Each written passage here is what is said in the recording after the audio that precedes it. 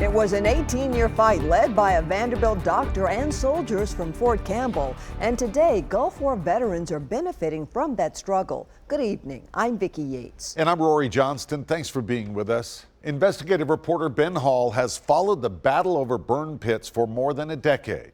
And now, veterans are finally seeing results.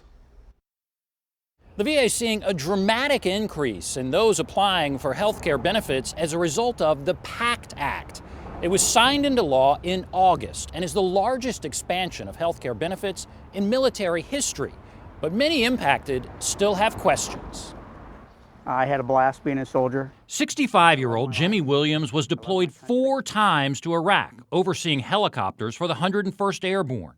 He is now eligible for medical benefits that he couldn't get for years.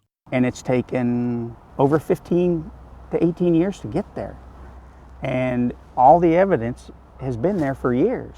Williams started struggling to breathe after his first tour back in 2003, and things kept getting worse.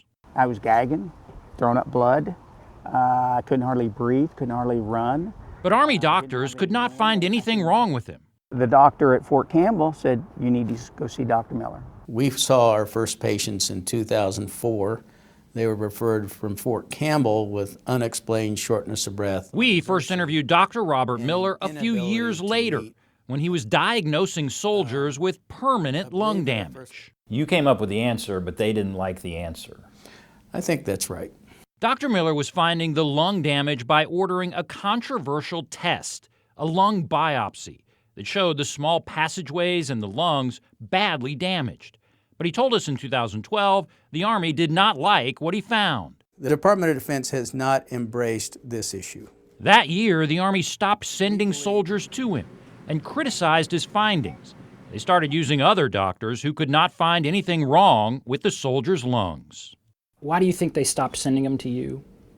I don't think that they wanted these soldiers to undergo the biopsies that we were performing. And why not? I think it gave some legitimacy to this that they didn't want to give. But 10 years after that interview, Dr. Miller was one of the people invited to attend the signing of the PACT Act, which provides medical benefits to veterans with the lung damage Dr. Miller kept finding. There were a lot of barriers over the years, and some of those barriers came from the Department of Defense. And I think at the end, the mighty dollar made a lot of decisions on this. Williams kept running into hurdles trying to get disability benefits from the VA for his breathing issues. But many soldiers like him kept getting turned down. After you run into that hurdle once or twice, they go, "I'm done. I don't want to do it anymore." The PACT Act expands health care coverage to soldiers exposed to burn pits. They are areas where the military burned all their trash. We just dug a big hole in the ground and just started burning everything. It didn't matter what it was. Williams remembers working beside burn pits on each deployment. I would wake up at night choking and gagging, and everything you owned had black soot on it. Now that burn pits are covered, Dr. Miller wants to make sure the PACT Act money is spent properly and soldiers get the medical help they deserve.